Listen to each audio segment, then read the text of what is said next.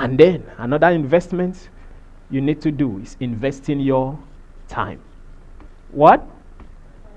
I'm going to stop here. Your time. Time, every moment of your life time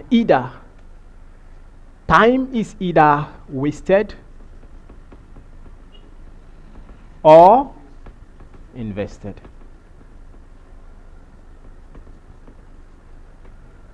Every time. The same thing with money. Every money is either wasted or invested. Where you are seated right now, you are either wasting this time or you are investing this time. And everything you have done with your time in the past is what accounts for where you are today. I told you about Muhammad Ali last week, how he invests his time from 5 a.m. every single morning till 7 a.m. He is working out in order to remain the greatest in the world. Because he knew that if he should reduce the time he spends in his exercise, he will no more be a champion. They call him the greatest of all time because he was the greatest in exercise. He invests his time into exercise. And now I'm talking to someone right now. What do you invest your time into? The 3 minutes you spend with someone is either wasted or invested. And the summary of your life, how successful you will be, is going to be how many, the level of your time invested. That's what is going to determine it. It's going to be determined by how well you invested that time.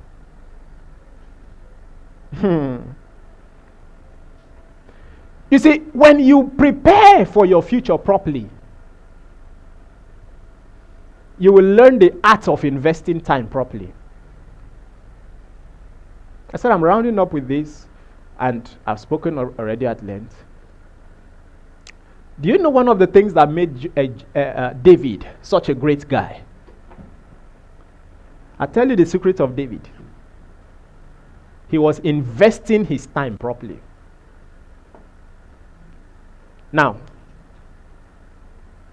David was not the most loved in the family, practically speaking. How do I know? How can you have children and forget one? You know, when the prophet of God came and said, bring all your sons, God has asked me to anoint one of them king. The father brought all. And the prophet asked him, are these all your sons? He said, yes, these are all my sons. That means, no, leave that one there. That one, they take care of animals for bush. And then he took the oil, wanted to pour it on a lab. And God said, don't try it.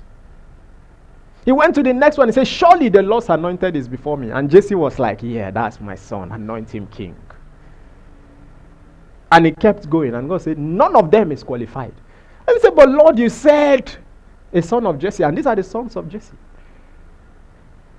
And God said, ask him well. And he said, Jesse, are you sure these are all your sons? And I said, okay. You get one shower. You get one useless one like that. He did bush. They take care of animals there. Jesse said, Samuel said, we are not going to sit down as punishment until that useless boy come. Everybody stand. And they were all standing, including the old man Jesse himself. They were standing. And they brought out the little boy. And as he was coming, Samuel said, surely this is the Lord's anointed. And he poured the oil on him. Fast forward. The same boy, all the brothers who were qualified now found themselves in the battlefront. The job they gave him is to carry food and go and give them. and he went to give them food. When he went to give them food, he watched them the way they were fighting. And then Goliath would show up and say, hey, send me a man. If you are strong, I will destroy Israel today. And David would look at him and say, who is this uncircumcised Philistine that is defiling the army of the living God? And he went to his brother and say, big bro, I can fight this guy. And Eliab says, yeah, I never slap you with backhand for long, Abby. We are under pressure here. We are looking for how to fight the Philistine. You are telling, go in fact. David, what are you still doing here? Here is the statement. Who did you leave those few animals with there in the bush? That's the question here. Who did you even leave those? They asked you to come and give us food. You gave us food. We have finished the food. We have even gone to the toilet. You are still here. Who did you leave there? Will you get out from here? And he forgot about him and talk to someone. Please, can someone help me talk to the king? I think I can fight this guy. And they laughed at him. You can fight him. Anyway, come. King, this boy say he wants to go and kill himself in front of Goliath. And he went to stand face to face with King Saul. And he said, my king, I can fight this guy. And the king said, so you want it to be on record that it's under my regime that you died? And he said, anyway, maybe you'll be our sacrificial lamb since you insist. Go. He said, when he asked him, here is my point. Everything I've been explaining, here is my point. Hear what David said. He said, sir, I know I am a young boy, but while I kept my father's sheep in the bush, I have been training myself in fighting. My time has been invested in learning how to fight. And the king said, wow. He said, yes. How have you been doing that?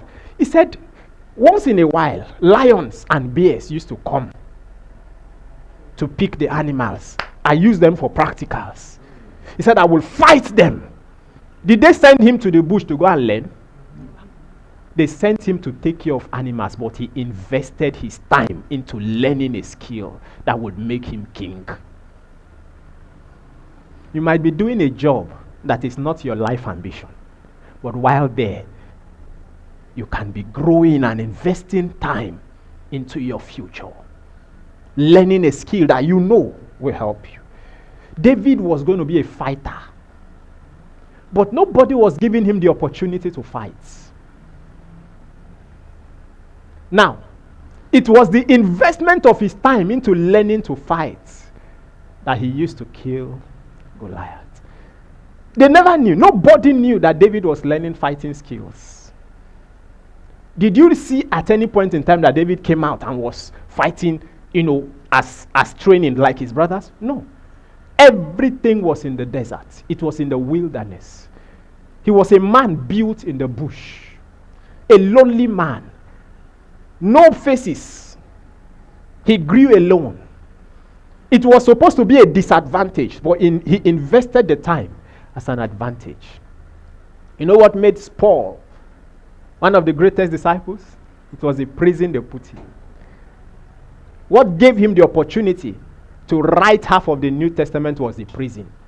It was right in the prison, while alone, that the Spirit of God gave him revelation to write half of the New Testament.